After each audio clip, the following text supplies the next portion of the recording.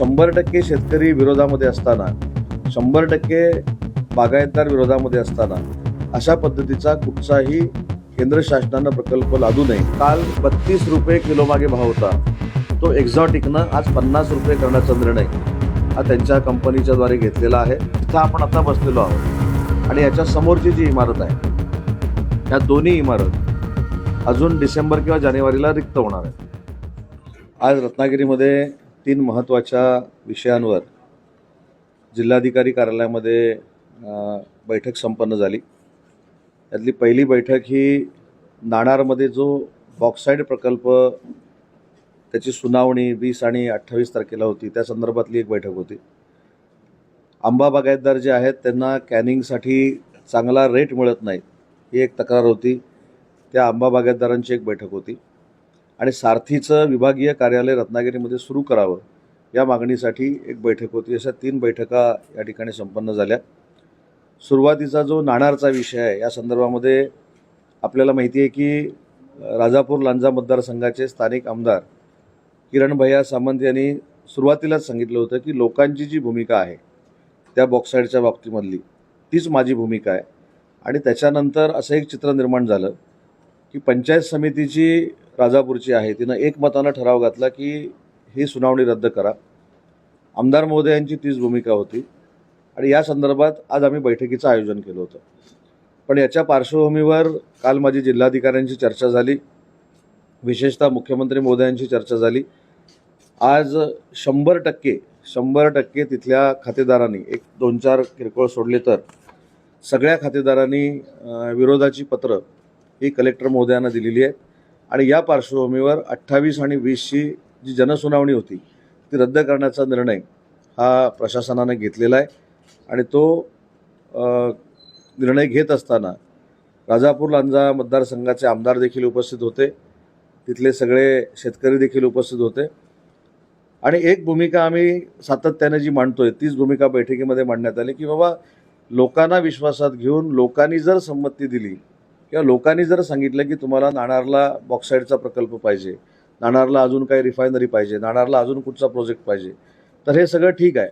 परंतु 100% शेतकरी विरोधामध्ये असताना 100% बागायतदार विरोधामध्ये असताना अशा पद्धतीचा कुठचाही केंद्र शासनानं प्रकल्प लादू नये अशा पद्धतीची शेतकऱ्यांची जी भूमिका होती त्याच्यामध्ये आम्ही सकारात्मक भूमिका घेतली आणि 20 आणि 28च्या जनसुनावणीला आता स्थगिती देण्यात आलेली आहे। पावसाळ्यानंतर लोकांशी चर्चा करून, मुख्यमंत्री महोदयांशी चर्चा करून या संदर्भातले 100% विरोध जो आहे तो सांगून या सगळ्या गोष्टी पुढे केल्या जातील। परंतु तुर्तास 20 आणि 28 तारखेची जनसुनावणी ही रद्द करण्यात आलेली आहे।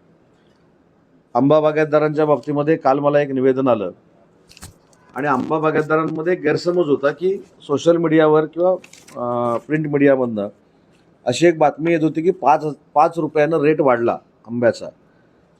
तर आंबा बागायतदार मला येऊन विचारायला लागले की हा आंब्याचा रेट आपण कधी वाढवला? तर म्हटलं मी वाढवलेला नाही, तो काही ज्या सोशल मीडियातनं बातम्या आल्यात त्यांच्याकडे तुम्ही जा, परंतु 1ही रुपया वाढवण्याचा निर्णय काही झालेला नव्हता। हे ज्यावेळी आंबा उत्पादकांनी माझ्या निदर्शनास आणलं त्यावेळी आज मी एक्झॉटिक, देसाई कॅनिंग आणि आंबा बागायतदार यांच्या सगळ्यांची चर्चा केली आणि जो काल 32 रुपये किलो मागे भाव होता तो एक्झॉटिकनं आज 50 रुपये करण्याचा निर्णय हा त्यांच्या कंपनीच्या द्वारे घेतलेला आहे।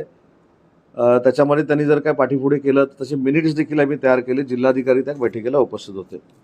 आणि तिसरा महत्त्वाचा मुद्दा आहे की सारथीचं विभागीय कार्यालय हे रत्नागिरीमध्ये सुरू करण्यासाठी आम्ही तिथले जे MD आहेत महेश पाटील यांना सूचना केलेल्या आहेत आणि त्यांनी स्वतः सांगितलं की हा प्रस्ताव आम्ही शासनाकडे सकारात्मक घेऊन जाऊ आणि सारथीच्या माध्यमातून ज्या मुलांना बेनिफिट्स मिळतात ते कार्यालय आम्ही रत्नागिरीमध्ये सुरू करू अशा पद्धतीची ग्वाही त्यांनी मला दिली।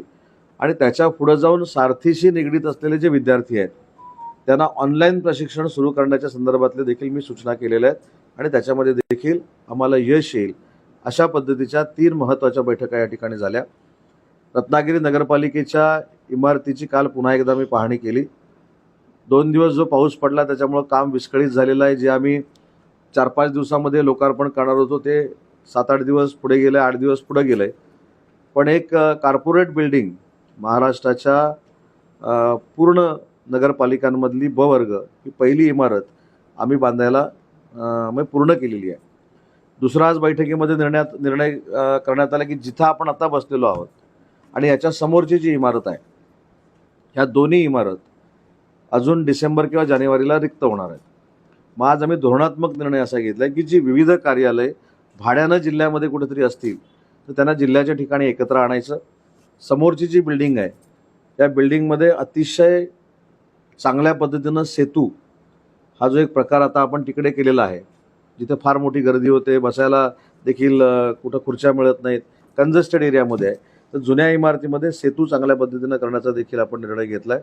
त्याच्यामुळे सगळी जिल्ह्याची कार्यालय एका ठिकाणी असावी यासाठी जी आपण ॲडमिनिस्ट्रेटिव्ह बिल्डिंग उभी केली त्याचं काम देखील डिसेंबरपर्यंत संपेल आणि ते देखील लोकांच्या सेवेला उपलब्ध राहील. अशा पद्धतीचे निर्णय आज आम्ही घेतलेले आहेत. अशाच नवनवीन अपडेट्ससाठी डिजिटल कोल्हापूर चॅनेलला सबस्क्राईब करायला विसरू नका.